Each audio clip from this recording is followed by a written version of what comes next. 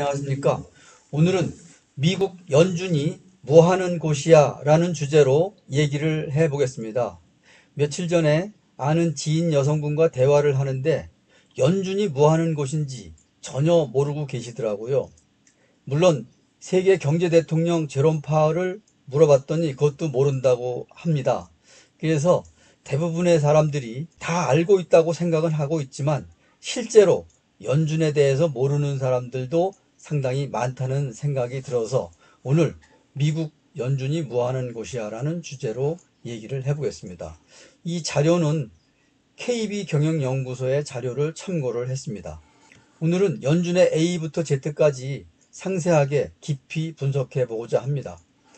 내용이 좀 길어질 수 있으니까 끝까지 봐주시면 고맙겠습니다. 타이틀, 사진을 뭐를 할까 하다가 미국에서 달러를 막 헬리콥터로 뿌려서 떨어뜨리는 그런 장면을 사진으로 찾아왔습니다. 사실 최근에 코로나 때문에 미국에서 무제한 양적 완화를 하고 있죠. 그래서 그것을 상징하는 그런 의미의 사진을 담았습니다. 세계의 각 나라들의 중앙은행은 국가의 산하기관인데 미국의 중앙은행인 FED, 이게 연준이라고 하죠. 국가기관이 아닌 민간 조직으로 사립은행연합회입니다. 그런데 이 사립은행에서 또 달러도 발권력을 가지고 있죠. 근데 우리나라 같은 경우는 한국은행에서, 이 국가의 산하기관이죠. 한국은행에서 발권력을 가지고 있어서 원화를 발행을 하고 있는데 이렇게 국가기관도 아닌 민간 조직 사립은행연합회에서 발권력을 가지고 또 전 세계 경제를 좌지우지하고 있습니다. 그래서 연준 의장은 세계의 경제 수장으로 여겨진다 이런 말을 하고 있죠.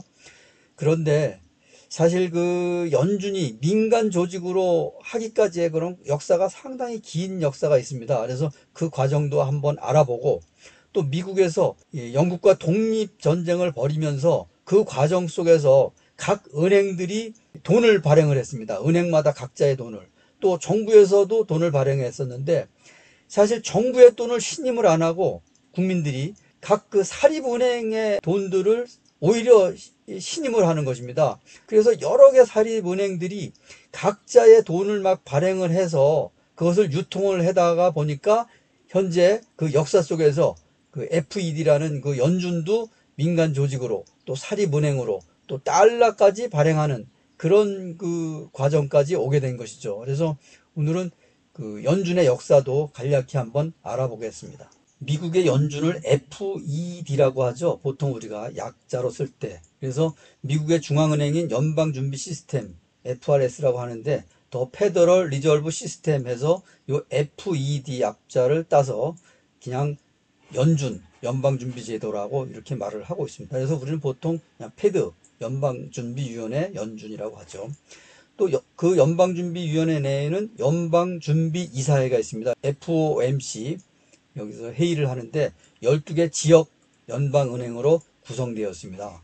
보시게 되면은 이 미국을 전체를 지금 나눠서 12개 지역으로 나눴죠. 그래서 이 지역별로 그 은행이 다 있습니다. 그래서 은행의 대표들이 연방준비위원회를 구성을 하는 거죠. 알래스카는 여기 샌프란시스코에 포함이 됐네요. 그래서 지역 연방은행은 지역별로 분산되어 있으며 법적인 독립체이다. 관할 지역의 경기 상황과 금융기관을 관리 감독하고 시중은행에 자금과 결제 시스템을 제공하는 역할을 담당한다. 이렇게 해서 미국 연준이 구성되어 있습니다. 연준이 하는 일들을 한번 보겠습니다. 연준에서 무슨 일을 하는지. 우선 통화정책 운영입니다. 이 달러 발권력을 가지고 있죠. 지금 현재 기축통화로 해서 미국에서 무제한 지금 달러를 지금 찍어내고 있는데 이 달러 발권력이 상당히 큰 그 위력을 발휘하고 있습니다. 그 다음에 금융 안정 시스템 유지, 개별 금융기관의 건전성 관리, 지급결제 시스템의 안정성과 효율성 유지, 소비자 보호. 세계의 대부분의 나라들의 중앙은행은 물가 안정이 목표인데 연준 이사회 FOMC는 최대 고용과 물가 안정의 두 가지 목표를 가지고 있다고 볼 수 있겠습니다. 연준의 역사를 보겠습니다.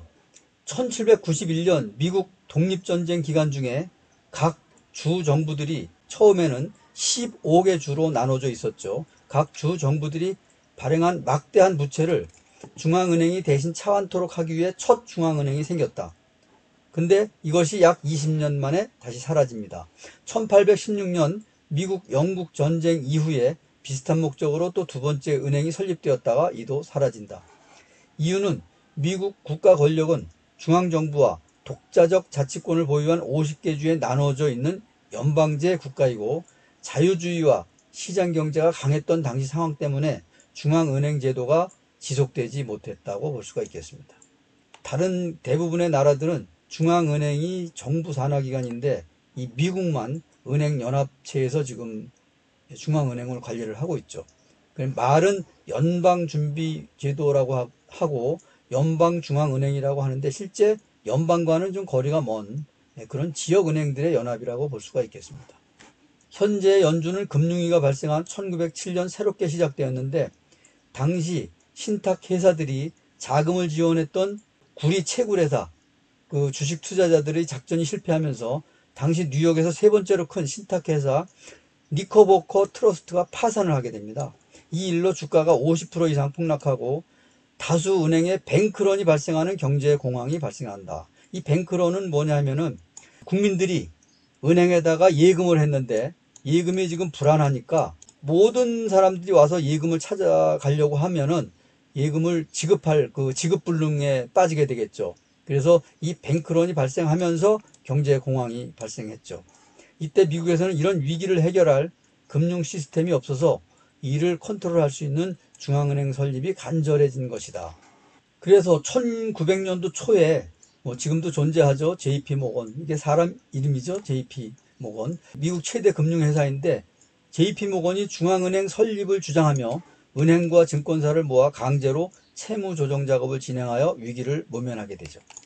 1913년 연방준비제도 준비법이 통과되면서 미국 정부와 JP모건 등 민간 금융회사가 함께 지분을 갖는 사립은행 형태의 독특한 중앙기관이 탄생하는데 그것이 지금의 미국 연준 또 연방준비제도라고 할 수 있겠습니다. 실제로 미국 연준에 대한 역사는 상당히 깊고 또 오래됐습니다. 이것이 유대인에 의해서 은밀하게 움직이고 또 비밀 조직처럼 이렇게 연준이 운영된다고 하는데 지금도 뭐 큰 베일에 쌓여서 일부 알려지기도 했습니다만은 미국 연준은 정말 베일에 쌓여서 운영이 되고 있다고 볼 수도 있겠죠. 그럼 연준이 어떻게 구성되어 있고 조직은 뭐가 있는지 함께 알아보겠습니다. 연준을 구성하는 핵심 조직은 3개 조직으로 연방준비제도 이사회, 연방준비은행, 연방공개시장위원회가 있습니다. 연방준비제도 이사회는 FRB라고 해서 최고 의사결정기구죠. 연준의 운영 방향과 그 핵심 기능들을 수행하고 있습니다. 미국의 대통령은 연방준비법에 따라서 7명으로 구성된 이사를 지명하고 미국 상원이 인준한다고 되어 있습니다. 이사의 임기는 14년이고 상당히 길죠.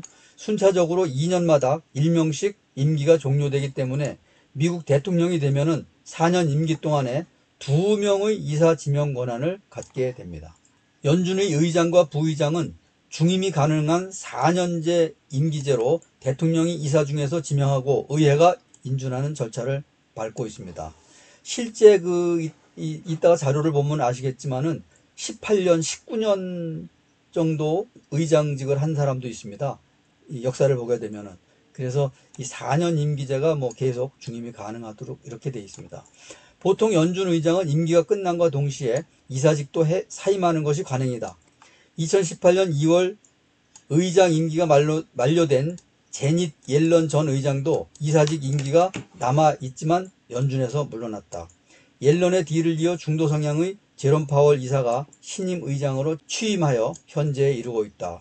이 제닛 옐런 의장은 머리가 하얀 여성이시죠. 그래서 이분이 4년 임기를 마쳤는데 트럼프 대통령이 연임을 인정을 안 해줬기 때문에 이분이 이제 물러났습니다. 본인은 하고 싶었던 것으로 알고 있는데 제롬 파월에게 자리를 넘겨줬는데 제롬 파월은 또 아시다시피 이분이 경제학자가 아니고 변호사 출신입니다. 그래서 이사 중에서 이제 트럼프 대통령의 신임을 받아서 임명이 됐는데 그동안에 트럼프 대통령과 트러블이 상당히 많았었죠. 금리 때문에도 그렇고요. 다음은 연방준비제도 이사의 FOMC라고 하죠. 구성과 운영 방식에 대해서 알아보겠습니다. 우선 FOMC는 12명이 투표권을 갖게 됩니다.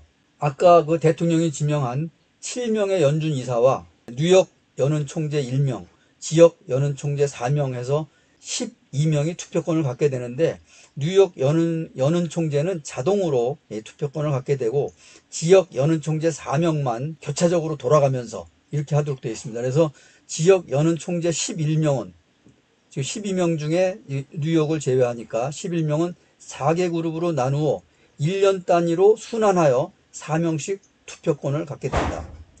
다만 투표권이 없는 지역 연은 총재들도 FOMC에 참석하여 경제 정책 등에 대해서 토론하고 의견을 개진할 수 있다. 운영 방식은, 회의는 연 8회 정기 회의를 갖고 통화 정책을 결정하고 경제 및 금융 환경 검토를 하고 기타 경제 정책을 평가한다. 기준금리와 공개시장 조작, 지급준비율, 중앙은행 대출 등 전통적인 통화정책 수단을 활용하고 장기국채 매수, 양적 완화 정책 등 선제 대응을 통해서 비전통적 통화정책 수단을 활용한다고 되어 있습니다. 연 8회 회의를 하기 때문에 이때 기준금리 조정 등 여러 가지 통화정책들을 하는데, 지난번 그 코로나 사태 때는 사실 정기 회의였지만은 서면 회의를 했죠.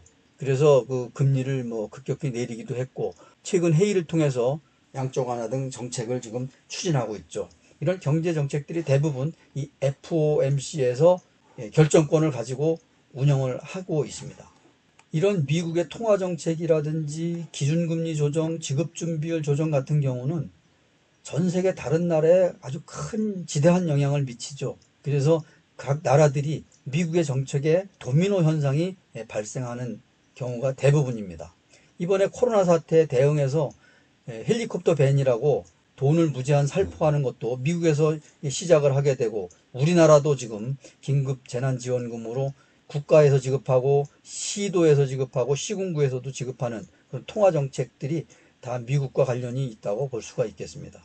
역대 연방준비제도 의장을 한번 보겠습니다. 지금 현재 16대까지 가 있죠. 제롬 파월 의장이 16대인데 1대부터 지금 우리가 12대까지는 잘 모르죠. 풀 볼커. 근데 13대에 옐런 그린스펀 의장은 우리가 잘 알고 있습니다. 또 벤 버냉키 의장도 알고 있고, 제닛 옐런, 아까 얘기한 그 여성 의장, 머리가 하얀 분, 또 현재 제롬 파월 의장, 이렇게 지금 이제 대부분, 4분 정도는 이제 대부분 잘 알고 있고, 또 이제 연세가 드신 분들은 이제 풀 볼커라든지 이런 분들도 알겠는데, 옐런 그린스펀은 이따 사진을 보여드리겠습니다만은, 이분이 옐런 그린스펀입니다. 1987년부터 2006년까지 재임을 했고, 그때 당시에 골디락스 호황이라고 해서 18년간 장수 재임을 했죠. 그 다음에 벤 버냉키, 이분이 벤 버냉키입니다. 이분이 이제 2006년부터 2014년까지 재임을 했는데, 그때 당시에 서브프라임 모기지 사태가 발생을 했었고, 또 세계 금융위기가 왔었고, 또 헬리콥터 밴이라고 해서 양적 완화 정책을 아주 적극 추진했던 그런 사람이 되겠습니다. 그래서 옐런 그린스펀 때는 골디락스 호황이었고, 벤 버냉키 때는 이렇게 어려운 일들이 상당히 많아서 양적 완화 정책을 시행했고, 제닛 옐런은 아시다시피 첫 여성 의장이고 4년만 근무를 했죠. 그다음에 제롬 파월은 이제 2018년 2월부터 현재 트럼프 대통령의 지명으로 재직 중에 있습니다. 지금 이 건물이 미국 연준 건물입니다. 지금 연준 내에서 회의를 하는 이 장면입니다. 이것이 이제 FOMC 회의가 되겠죠. 여기 자세히 보게 되면은 지금 이분이 그 전 의장이신 제닛 옐런 그 여자 의장님이시고, 지금 이 발언하시는 분 같은데, 이분이 이제 제롬 파월, 그때 당시에 이제 이사였겠죠. 제롬 파월 지금 이제 의장이 되신 분이죠. 이렇게 여기서 대화를 해서 미국 경제의 그 흐름을 여기서 통제를 하고, 또 통화정책, 기준금리, 또 양적 완화, 모든 그 중요한 정책들을 여기서 결정하고 시행을 하도록 그렇게 되어 있습니다. 우리가 볼 때는 이 사립은행연합회 모임들인데, 이 은행연합회에서 미국 경제를 움직인다는 것이 좀 이해가 안 갈 수도 있겠는데, 우리는 은행 중에 은행, 그 한국은행이 모든 그 발권력서부터 기준금리, 모든 통화정책을 거기서 결정을 하죠. 물론 독립적이긴 하지만 그래도 국가기관으로 통제를 받게 되겠죠. 여기에 계신 분이 지금 전임 의장이신 제닛 옐런 의장 같고요. 지금 발언하는 분은 아마 그때 당시에 이사였죠. 제롬 파월. 지금 현재 의장이 되신 분이 지금 발언을 하는 것 같습니다. 네, 이분이 제닛 옐런 전 의장이신데 2014년부터 18년까지 약 4년 최단임으로 했는데 여성 의장으로서 한 번 연임을 하고 싶어 했는데 트럼프 대통령이 지명을 안 해줬죠. 그래서 연임에 실패를 해서 18년도에 마치고 제롬 파월 현재 의장이 트럼프 대통령의 지명을 받아서 현재 의장으로 활동을 하고 있습니다. 우리가 미국 연준의 활동에 대해서 우리가 관심을 가져야 할 이유가 여러 가지가 있습니다. 우리 경제에 영향도 미치기 때문이죠. 몇 가지로 한번 요약해 보겠습니다. 미국 연준에서 내리는 결정들이 전 세계 경제에 지대한 영향을 미친다. 금융시장이 세계화되면서 자금 이동이 손쉽게 이루어지고 이번 코로나 사태로 연준에서 금리를 0%대로 낮췄다. 0%에서 0.25% 구간금리죠. 또 대규모 양적 완화 정책 시행이 전 세계 금융시장을 요동치게 하고 있다고 볼 수 있겠습니다. 우리나라를 포함해 대부분의 국가들은 연준의 정책에 따른 대책을 마련해야 하는 도미노 현상을 맞게 된다. 지금처럼 코로나로 인한 무제한 양적 완화, 금리 인하 이런 조치들이 결국은 달러의 하락을 불러오고 달러의 그 기축 통화 영향력을 하락시키지 않을까 이런 생각이 들고 있습니다. 최근에 지금 비트코인 이런 디지털 화폐가 지금 많이 얘기가 되고 있으면서 이 달러의 유상이 과연 앞으로 어떻게 될지 이것도 한번 우리가 지켜보는 관전 포인트가 될 것이고요. 이렇게 미국 연준에서 우리의 그 관심을 끄는 여러 가지 이유들이 있습니다. 연준의 정책이 우리에게 많이 중요하다고 생각을 하죠. 오늘은 미국 연준이 뭐 하는 곳인지 또 역사는 어떤 것인지 깊이 있게 한번 다뤄봤습니다. 오늘은 여기서 마치겠습니다. 구독과 좋아요 부탁드립니다.